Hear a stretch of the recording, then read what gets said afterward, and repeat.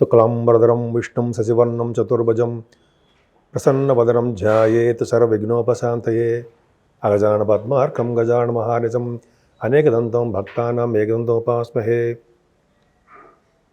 ఓం గం గణపతయే నమః. ఓం శ్రీమాత్రే నమః. ఓం శ్రీ నమో వెంకటేశాయ నమో నమః. మా ఆది ఆశ్రమాన్ని చూస్తున్నటువంటి మీ అందరికీ కూడా పేరు పేరున నా హృదయపూర్వక నమస్కారాలు. నేను మీ వార్డరేవ్ ఆదినారాయణరావు శర్మ, హైదరాబాద్లో ఉంటాను. ఇప్పుడు మనం 14th డిసెంబర్ నుండి 20th డిసెంబర్ వరకు కూడా వివిధ రాసుల వారికి ఎలా ఉండబోతుందో తెలుసుకుందాం. దానికంటే ముందర మీ జాతకాలు తెలుసుకోవాలనుకుంటే మా ఆది అస్ట్రాలజీని సందర్శించవచ్చు. సందర్శించడం కాదు కానీ మీరు ఫోన్ చేయొచ్చండి. అయితే వాట్సాప్లో మీరు మెసేజ్లు పెడితే నేను తప్పకుండా రెస్పాండ్ అవుతాను. నేను షూటింగ్లు రీచా, అయితే ఫోన్లు నేను జనాలకు జాతకాలు చెప్పడం రీచా కొద్దిగా ఫోన్ లిఫ్ట్ చేయలేకపోవచ్చు, కానీ మీకు మాత్రం నేను అందుబాటులోనే ఉంటాను. నేనే స్వయంగా మీతో మాట్లాడతాను, ఎవరు మాట్లాడరు. అంతే కదండి. మన ఆది ఆస్ట్రాలజీలో కూడా ముహూర్తాలు పెట్టడము, ముహూర్తాలు అంటే మ్యాచ్ మేకింగ్ కూడా చూస్తూ ఉంటాం కదా. అంటే వధువు వారుల యొక్క జాతక పరిశీలన అదొకటి. మంచి మంచి ముహూర్తాలు, పెళ్లి ముహూర్తాలు కానీ గృహప్రవేశ ముహూర్తాలు, ఇవన్నీ కూడా మన ఆది ఆస్ట్రాలజీ తరఫున నేనే పెడతాను. నేను CMA కూడా చదివానండి. CMA అంటే cost and management accountant, senior accounts ఆఫీసర్గా నేను చేశాను సింగరేణి కాలేజ్లో. At the same time MA astrology చేశాను. ప్లస్ నాకు 35 years ఆఫ్ ఎక్స్పీరియన్స్ ఇందులో ఉంది. అది పెద్ద గ్రేట్నెస్ ఏం కాదు, ఇంకా చదువుకుంటూ ఉంటా. అసలు పక్కకు పెడదాం. ఏదైనా మీ జాతకాలు తెలుసుకోవాలనుకుంటే తప్పకుండా సందర్శించవచ్చు. అంతేకాదండి, వాస్తు సంబంధించినటువంటి డౌట్లు కూడా మీరు ఏమైనా ఉంటే మీరు మమ్మల్ని నాకు ఫోన్ చేయొచ్చు. తప్పకుండా నేను పరిష్కార మార్గాలు కూడా చెప్తాను. ఇప్పుడు మనం ప్రతి 12 రాసుల వారికి ఏ గ్రహానికి ఏ ఫలితాలు ఉంటాయి, ఏ పరిష్కార మార్గాలు సూచించుకోవాలి, అంతేకాకుండా ఏ గ్రహానికి ఏ పూజలు చేసుకోవాలని ఇప్పుడు తెలుసుకుందామండి.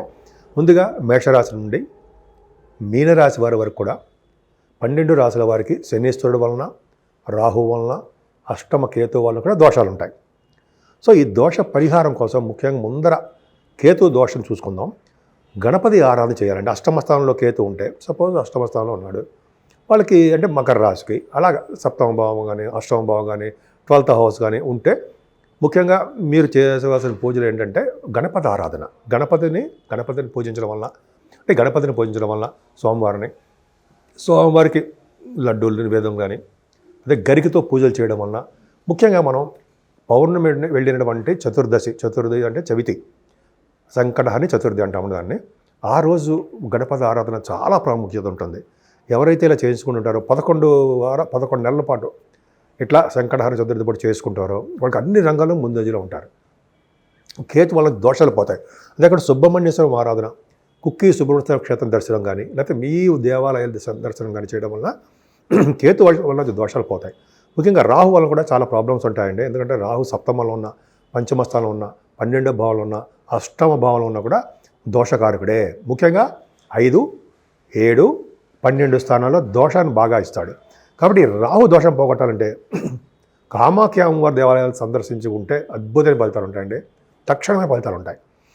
అంతేకాకుండా మనం అంత దూరం వెళ్ళాం, మన దేవాలయాల్లో మన ఊళ్ళోనే స్వామివారిని పూజించడం వలన, ముఖ్యంగా అమ్మవారు కనకదుర్గ అమ్మవారిని పూజించడం వలన, అంతేకాకుండా పద్మావతి అమ్మవారిని కానీ, లేకపోతే మన పార్వతీదేవి అమ్మవారిని పూజించడం వల్ల కూడా రాహు వల్ల దోషాలు పోతాయి. ముఖ్యంగా మనం చండీ హోమం కానీ, కుంకుమ పూజలు కానీ, అమ్మవారికి ఎర్రటి పుష్పాలతో కానీ మనం పూజ చేసుకుంటూ ఉంటాం. అది చేయడం చాలా మంచిది. ఇంకా వీలుంటే మనం రాహుకేతువులు కాళహస్తి వెళ్ళడం, అక్కడ పూజ చేయించుకోవడం వల్ల రాహు వల్ల వచ్చే దోషాలు, కేతు వల్ల వచ్చే దోషాలు కూడా పరిహారం అవుతాయి.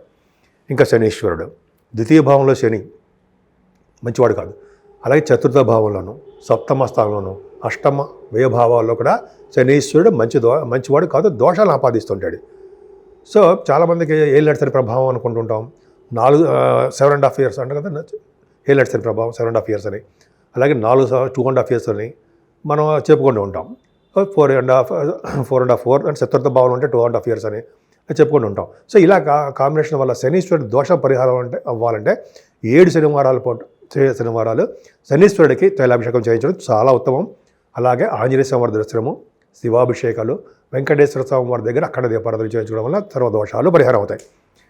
ఈ మార్గశిర మాసం కాబట్టి విష్ణువుని పూజించడం వలన తులసి దళాలతోటి అలాగే లక్ష్మీ అమ్మవారిని కలువ పూలతోటి పూజించడం వలన సర్వ శుభాలు సర్వ సౌఖ్యాలు అన్ని రంగాల్లోనూ ముందంజలో ఉండాలి ఖచ్చితంగా జరగడానికి అవకాశాలు ఉన్నాయి. ముందుగా మిథున రాశిలో గురుడు వక్రగతిలో ఉండడము, కేతు సింహరాశిలో ఉండడము, అలాగే మీకు రవి బుధ శుక్రులు వృశ్చిక రాశిలో ఉండడము. ఈ రవి బుధ శుక్రుల కాంబినేషన్ డాక్టర్స్ చాలా బాగా పనిచేస్తుందండి. అంతేకాకుండా రవి కుజ శుక్రులు మళ్ళీ ధనుసు రాశిలో ఉండడము, రాహు కుంభరాశిలో ఉండడము, శనీశ్వరుడు మీనరాశిలో ఉండడం జరిగింది. సో ఇలా గ్రహాలు ఏడు గ్రహాలు కూడా 9 గ్రహాలు అంటే మనం చంద్రుడు చెప్పుకోవట్లేదు కాబట్టి 8 గ్రహాలు కూడా పొజిషన్స్ చెప్పాను. కుంభరాశి వారికి ఫారిన్ కంట్రీస్ వెళ్ళడానికి ఈ వారం అవకాశాలు ఎక్కువ ఉన్నాయి. శనీశ్వరుడే మీకు ఫారిన్ కంట్రీస్ యోగాన్ని ఇస్తున్నాడు. అవునా? ఎస్, శనీశ్వరుడు వలన మీరు ఫారిన్ కంట్రీస్ వెళ్తున్నారు. సరే పక్క పెడదామండి.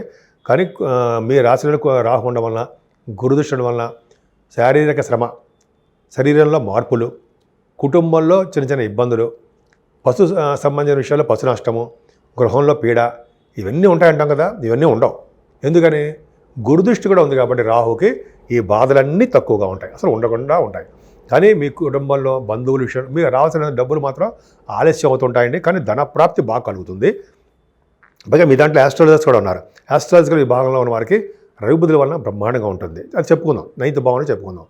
అంతేకాకుండా మీ రాశి దశమస్థానం కూడా చెప్పుకుందాం. మీ రాశి వారికి శని ప్రభావం వలన కుటుంబ సభ్యుల మధ్య, బంధుమిత్రుల మధ్య, మీ భార్యాభర్తల విషయం మధ్య మనస్పర్ధలు, తగాదాలు, మిస్అండర్స్టాండింగ్స్, దూరము ఎడబాటు అవ్వడం కొంచెం జరుగుతుంది. కొంచెం జాగ్రత్తగా ఉండండి. కంఫర్టబుల్నెస్ కూడా తక్కువ అండి. మీకు ఎక్కువ కష్టపడతారు, కష్టపడడం ఎక్కువ, సుఖపడడం తక్కువ, అలా ఉంటారు మీరు. అంతేకాదండి, మీ తల్లిగారికి కూడా కొంచెం హెల్త్ ప్రాబ్లమ్స్ రావడానికి అవకాశం ఉంది. జాగ్రత్త చూసుకోండి. ఏదేమైనా మీరు భూములు కొనాలన్నా, వాహనాలు కొనాలన్నా ఆచితూచి కొనండి. అంతేకాకుండా మీకు రైతులు ఉంటారు, మీ దాంట్లో రైతులు ఉంటారు, రైతులు కూడా నష్టం రావడానికి అవకాశం ఉంది. మీ కుమారులే మీకు రక్షగా ఉంటారండి. మీ కుమారుల వలన, కుంభరాశి వారికి కుమారుల వలన అంటే సంతానం వలన, ఆడపిల్ల అవ్వచ్చు కానీ గురుడు ఉన్నాడు కాబట్టి మగపిల్లవారిని చెప్పచ్చు. మీ సంతానం వలన అంటే మీ పిల్లల వలన మీకు రక్ష. వాళ్ళ వలన ఫైనాన్షియల్ ప్రాబ్లమ్స్ ఉండవు. ఫైనాన్షియల్ మీకు ప్రాబ్లమ్స్ అన్నా సెటిల్ అయిపోతూ ఉంటాయి. మీకు పుత్ర సంతానం యోగం కలగడానికి అవకాశం ఉంది. సన్మానాలు జరుగుతాయి. మీకు జనాకర్షణ ఎక్కువ ఉంటుంది. అంతేకాకుండా సినిమా రంగంలోనూ, టెలివిజన్ రంగంలోనూ సంగీత, సాహిత్య, నృత్య కళాకారులుగా బాగా డెవలప్ అవుతారు. ముఖ్యంగా సాహిత్య రంగం బాగా డెవలప్మెంట్స్ ఉండడానికి అవకాశం ఉన్నాయి. డబ్బు సంపాదన బాగుంటుంది. ఖ్యాతి చెందుతూ ఉంటారు. ఖ్యాతి అంటే బాగా పేరు తెచ్చుకుంటారు. స్టాక్ మార్కెట్లోను, షేర్ మార్కెట్లో కూడా మంచి యోగం ఉందండి. అందులో ఫైనాన్స్ సంబంధించిన వాటిలో డబ్బు సంపాదించుకుంటారు. ముఖ్యంగా కొంతమంది రాజకీయ రంగంలో ఉన్న వాడికి పదవులు వస్తాయి. రాజకీయ రంగంలో ఏమైనా ఎలక్షన్స్ ఉంటే వాటిలో గెలుస్తారు మీరు కూడా. అంతేకాకుండా గురు ప్రభావం వల్ల కూడా అంటే గురు ప్రభావం కూడా ధర్మకార్యాలు, శుభకార్యాలు, మంచి మంచి కార్యక్రమాలు, ఇతరులను పోషించే శక్తి సామర్థ్యాలు మీకు ఉంటాయి. కానీ కేతు ఉండేవాడు కాబట్టి సప్తమ భావంలో వివాహ వేడుకలు స్లో అయిపోతూ ఉంటాయండి. దగ్గర కొన్ని సంబంధాలు ఆగిపోతూ ఉంటాయి. అంతేకాకుండా భార్యాభర్తల యొక్క దాంపత్య జీవితంలో కానీ అదే అండర్స్టాండింగ్లో కానీ తేడాలు కనిపిస్తున్నాయి. మీ ఆరోగ్యం పట్ల శ్రద్ధ వహించండి. సప్తమ స్థానం అంటే అష్టమ స్థానానికి శని దృష్టి, సప్తమంలో కేతువు, అష్టమ స్థానానికి శని దృష్టి ఉండడం వల్ల హెల్త్ ప్రాబ్లమ్స్ రావడానికి అవకాశం ఉంది. కానీ అష్టమాధిపతి అంటే బుధుడు పర్ఫెక్ట్గా బాగున్నాడు. గురు దృష్టి కూడా ఉంది కాబట్టి ఎటువంటి అనారోగ్య సమస్యలు వచ్చినా వాటి నుంచి మీరు బయటపడతారు. ఏదైనా మీ భాగ్యస్థానం చాలా చాలా బాగుందండి. భాగ్య, రాజ్య, లాభస్థానాలు కుంభరాశి వాళ్ళకి అద్భుతమే.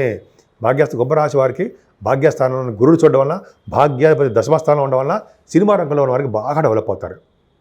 అంటే వాళ్ళ సినిమాలు బాగా మార్కెట్ అవ్వడము, డబ్బులు సంపాదించుకోవడము, లాభాలు రావడానికి అవకాశాలు ఎక్కువ. అంతేకాకుండా మీరు విద్య రీత్యా మీరు విదేశాలు వెళ్తారు, వ్యాపారాల రీత్యా, అలాగే మీ పుణ్యక్షేత్ర దర్శనాల రీత్యా మీరు ప్రయాణాలు చేస్తుంటారు. ఎక్కువగా మీరు ఫారిన్ కంట్రీస్ వెళ్ళడానికి అవకాశం ఉంది. మీరు గురు ప్రభావాలు కూడా మంచి యోగాన్ని కలగడానికే అవకాశాలు ఎక్కువ ఉన్నాయి. అంటే మంచి విద్య రావడము, పుణ్యక్షేత్ర దర్శనాలు చేసుకోవడము, అనేక రకాలుగా అదృష్టం కలగడము, పీఠాధిపతుల్ని గురువుగారిని కలవడం జరుగుతుంది. రవి బుధ శుక్రులు ఉన్నారంటే ఫైనాన్స్ రంగంలో గవర్నమెంట్ సంబంధించిన వాటిలో మీరు ఉంటారు. గవర్నమెంట్ ఉద్యోగం కోసం ట్రై చేస్తున్న వాళ్ళకి గవర్నమెంట్ జాబ్ వస్తుందండి. అంతేకాకుండా రవి బుధుల వలన గవర్నమెంట్లో సంస్థలు పనిచేసే వారికి అందులోనూ ఫైనాన్స్ రంగంలో అంటే అకౌంట్స్ విభాగాల్లో పనిచేసే వాళ్ళకి మంచి యోగం. రవి బుధుల కాంబినేషన్ కదా, అంటే ఆడిటర్స్గా, మీరు బాగా సక్సెస్ఫుల్ అవుతారు. అలాగే మీకు ఇంజనీరింగ్ విద్య కూడా బాగా రవి శుక్ల వల్ల కాంబినేషన్ చాలా బాగుంది. సో దశమస్థానం పర్ఫెక్ట్గా ఉందండి. భూములు కూడా కొనుగోలు చేస్తారు, వాహనాలు కొనుగోలు చేస్తారు, అనేక రకాలుగా మీకు యోగం కలగడానికి అవకాశాలు ఎక్కువ. చర్చల్లో పాల్గొంటారు, నటనలో మీరు బాగా డెవలప్ అవుతారు. ఇంకా లాభస్థానంలో రవి కుజులు అంటే 11వ భావంలో రవి కుజులు అంటే అసలు ఏంటి సార్, అద్భుతమే కదా. అంటే విపరీతమైన వర్షంలో కురుస్తుంది ధనం. గురుడు కూడా చూస్తున్నాడు కదా, ఇంక చెప్పక్కర్లా. ఫ్లో ఆఫ్ మనీ ఎక్కువ మీ ఇంట్లో.